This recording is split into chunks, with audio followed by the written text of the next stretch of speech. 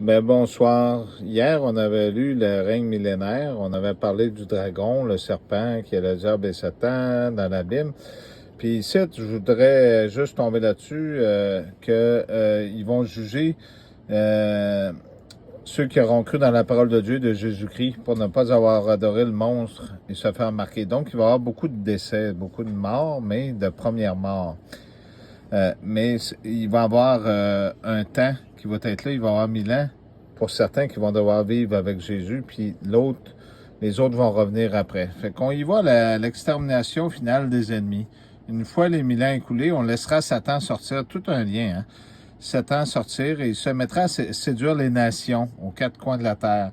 Je n'aimerais pas de nom, mais on sait que Satan, c'est un dirigeant d'un pays. Donc, moi, j'ai toujours dit que c'était Trudeau. Ça fait qu'il a été séduit pour attirer la guerre, la haine, puis tout ça. Puis si vous regardez, il a séduit tout le monde, les nations, par le mensonge, aux quatre coins de la terre, celles de Gog et de Magog.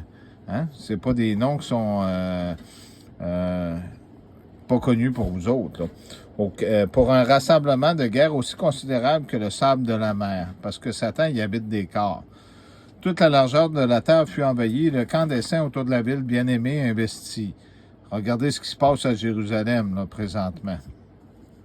Mais Dieu fit descendre un feu destructeur, et le diable, leur séducteur, fut jeté dans un brasier de feu et de soufre pour y être torturé jour et nuit, avec le monstre et le faux prophète. Moi, le faux prophète, c'est Pierre le Romain, donc c'est François, votre pape, pour certains.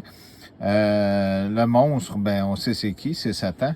Et cela pour des siècles sans fin. Puis je vis un grand trône blanc, devant celui qui y siège, le ciel et la terre s'enfuient sans laisser de traces. Et tous les morts, grands et petits, se tenaient devant le trône. Les livres furent ouverts, et un en particulier, le livre de la vie, celui de l'agneau. Le livre de l'agneau immolé. D'après ce qu'il y avait décrit dans ce livre, les morts furent jugés selon leurs œuvres, parce que l'œuvre, c'est les commandements que vous avez.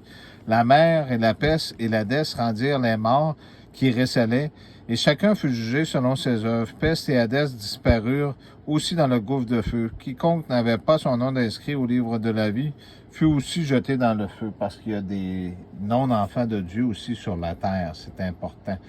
Puis là, je ne sais pas si vous avez compris, l'Hadès, la mort, la peste, il n'y en aura plus. C'est important. Fait qu'il ne faut pas avoir peur. Puis Dieu vous a jamais abandonné. Fait que j'espère que vous avez aimé cette lecture ce soir. Puis s'il y a quelque chose, gênez-vous pas.